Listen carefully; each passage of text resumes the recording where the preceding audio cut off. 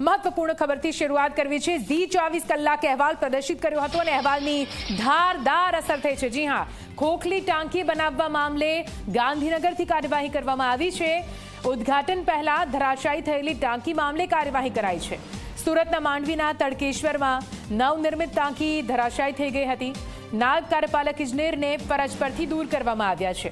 કાર્યપાલક ઇજનેરને ફરજ પરથી દૂર કરવામાં આવ્યા। પ્રોજેક્ટ મેનેજમેન્ટ કન્સલ્ટન્ટ અને ઇજારદારને પણ નોટિસ ફટકારવામાં આવી છે। એજન્સીના તમામ ચૂકવણા અટકાવવામાં આવ્યા છે। ટાંકી બનાવવાનું કામ સંયુક્ત રીતે 2 લોકોને અપાયું। જયંતી સુપર કન્સ્ટ્રક્શન કંપનીને ટાંકીનું કામ સોંપાયું હતું। બાબુભાઈ અંબાલાલ પટેલ મહેસાણાને પણ કામ અપાયું હતું। માર્સ પ્લાનિંગ એન્ડ એન્જિનિયરિંગને પીએમસીની જવાબદારી અપાઈ હતી।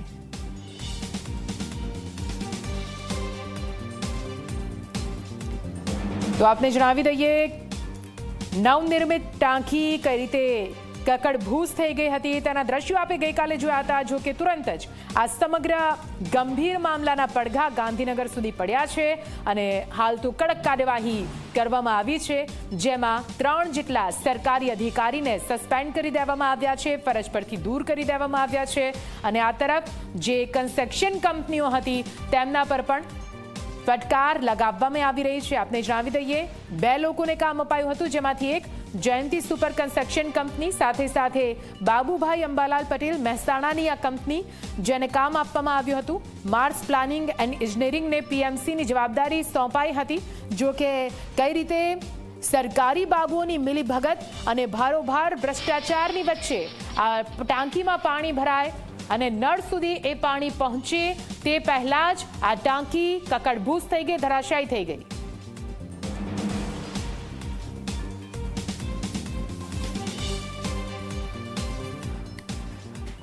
અને આપ જુઓ, આ નવનિર્મિત પડી ગયેલી ટાંકી પુરાવો છે કે ભ્રષ્ટાચાર કેવી રીતે આપણા સિસ્ટમમાં અંદર સુધી પહોંચી ગયો છે અને આપણી સિસ્ટમને કોરી ખાઈ રહ્યો છે। વધુ માહિતી સાથે આપણા સંવાદદાતા હિતલ આપણી સાથે ગાંધીનગરથી જોડાઈ ગયા છે। હિતલ, સીધા આપની પાસે આવીશું। સુરતમાં એક નવનિર્મિત ટાંકી પાણી ભરાય તે પહેલા જ તૂટી પડે છે।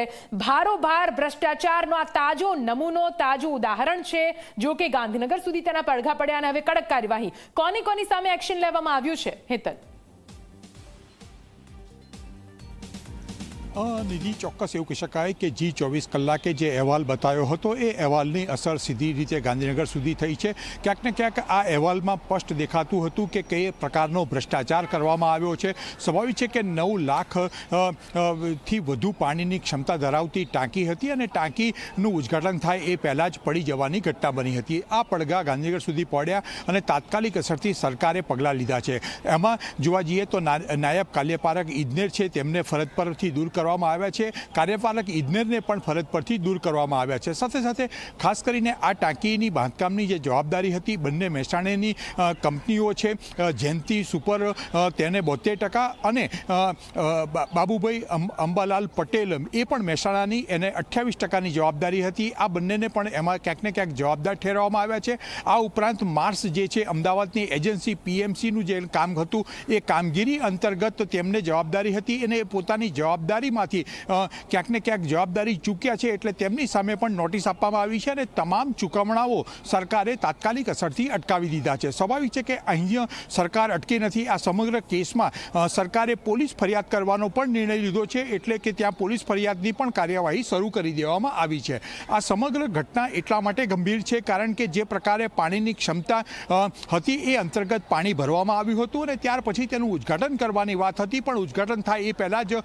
આખી ટાંકી છે એ ધરાશાયી થઈ ગઈ હતી અને તેનાથી સદનસીબે કોઈ સીધી રીતે જાનહાનિ નથી થઈ। કેટલાક મજૂરોને ઈજા થઈ હતી, પણ આ સમગ્ર ઘટનાને સરકારે ગંભીરતાથી લીધી અને તાત્કાલિક અસરથી પગલાં ભરવામાં આવ્યા છે। 2 સરકારી અધિકારીઓ છે જે ઉચ્ચ કક્ષાના તેમને સસ્પેન્ડ કરવામાં આવ્યા છે અને જે ચૂકવણું હતું એ ચૂકવણું એજન્સીનું અટકાવી દેવામાં આવ્યું છે। ખાતાકીય તપાસ પણ સોંપવામાં આવી છે અને પોલીસ ફરિયાદ પણ કરવામાં આવી રહી છે। બિલકુલ હિતલ, તમે નજર રાખજો, ફરીથી આપની પાસે આવીશું। તો આપ જુઓ કેવી રીતે આ પાણીના ટાંકામાં ભ્રષ્ટાચારના એટલા મસમોટા કાણા હતા કે પાણી ભરાયું અને પાણી ભરાતાની સાથે જ ધરાશાયી થઈ ગઈ હતી આ ટાંકી. ઝી 24 કલાકે કડક અહેવાલ આ સમગ્ર મામલે પર પ્રદર્શિત કર્યો હતો અને તેની ધારદાર અસર જોવા મળી રહી છે, કેમ કે કાર્યપાલક ઇજનેરને ફરજ પરથી દૂર કરવામાં આવ્યા છે. સાથે સાથે નાયબ કાર્યપાલક ઇજનેરને પણ ફરજ પરથી દૂર કરવામાં આવ્યા.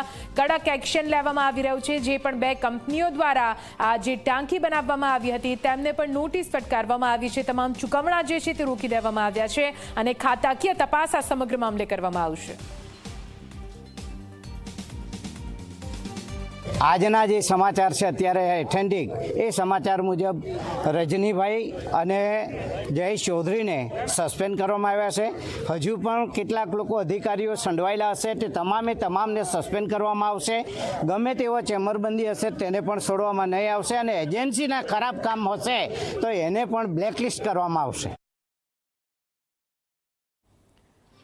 તો આપ જુઓ, સુરતમાં પાણીની ટાંકી ધરાશાયી થવાનો મામલો. ગાંધીનગરથી તપાસ અર્થે આવેલી ટીમે ચાલતી પકડી. જી હા, મીડિયાની ટીમ સ્થળે પહોંચતા જ ગાંધીનગરની ટીમે ચાલતી પકડી. જવાબ આપવાનું ટાળ્યું.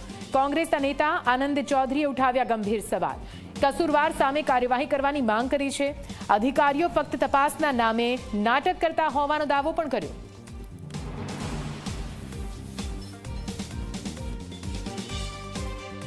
પણ અહીંની જે પરિસ્થિતિ છે એને જોવા માટે કોઈ જવાબદાર અધિકારી કે સ્થાનિક કોઈ નેતાઓ પણ ફરક્યા નથી.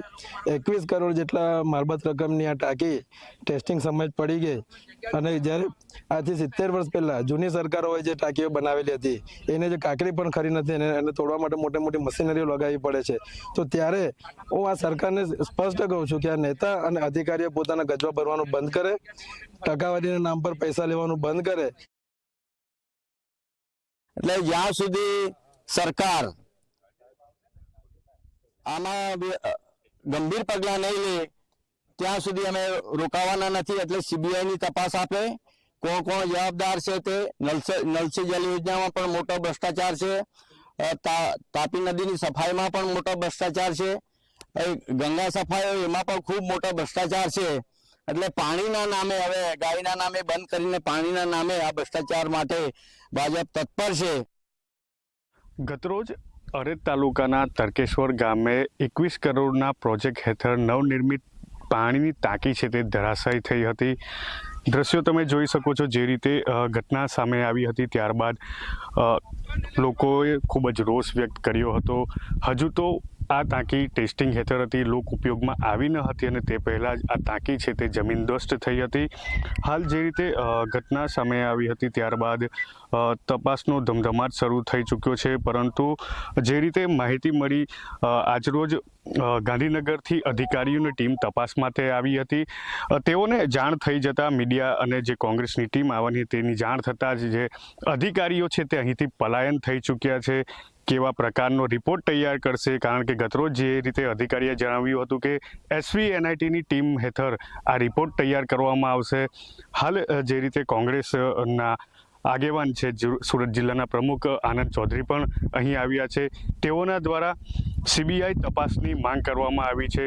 ગંભીર આક્ષેપો પણ કરવામાં આવ્યો છે. ટકાવારી સિવાય કોન્ટ્રાક્ટરો અને તેમના જે કોન્ટ્રાક્ટ મળતો હોય છે તે ટકાવારી સિવાય કામ નથી થતું. તેના કારણે ભ્રષ્ટાચાર મોટો પ્રમાણમાં થતો હોય છે.